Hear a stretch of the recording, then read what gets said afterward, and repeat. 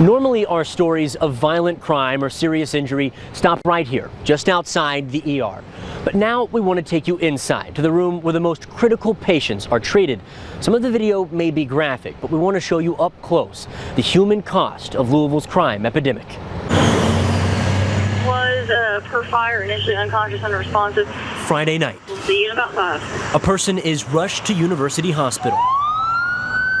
A 15-person team prepares at U of L's most critical area. Room 9, 2 minutes. Room 9 is the definition of emergency medicine. The next hour could decide if they survive. The blood pressure was 71/58 when we were getting out of the truck.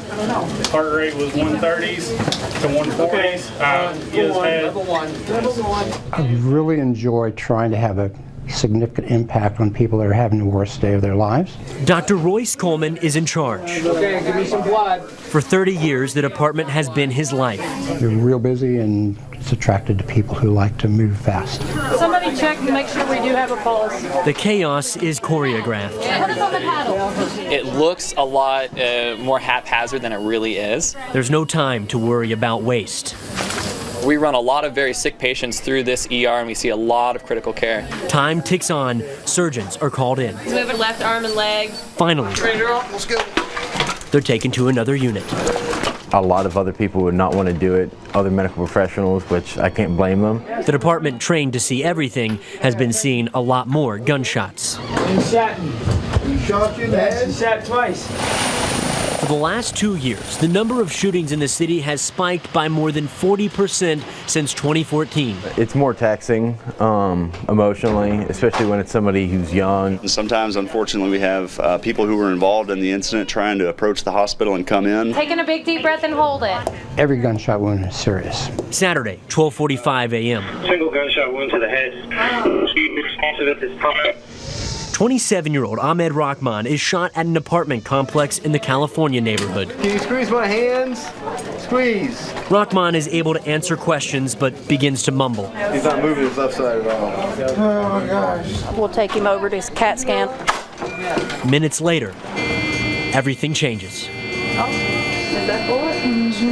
Rahman has a bullet lodged in his brain and bleeding. This line right here should be straight down the center. This will probably only get worse for him. To see him so lifeless like that, and he just has so much energy. Ahmed Rahman's sister would wait at the hospital for 3 hours as neurosurgeons struggled to save him. You know, you start thinking about these miracles, and if God could just perform a miracle. 3 days later, doctors removed the machines, helping Rahman hold on. I laid on his chest and I listened to his heartbeat until it didn't beat anymore. You start questioning yourself, you start second guessing what could I have done better, or what did I miss. But then you have to turn out and go see the other 20 patients that are waiting for your care.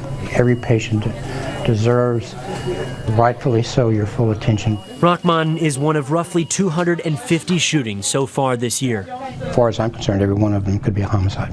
You can have a patient who's lying on the bed talking to you, and if the bullet had been a centimeter or a couple of millimeters one way or the other, they wouldn't have made it to the hospital. I'm not going to just keep sitting here and being quiet because I can't.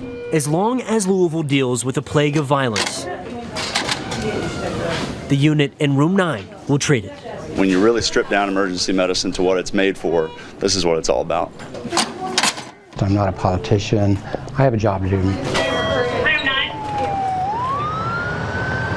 Police arrested Makia Pruitt for Rahman's murder. She just had a pretrial hearing Tuesday. Right now, she's in jail on a $500,000 bond and charges of murder and tampering with evidence. At University Hospital, William Joy, Wave 3 News.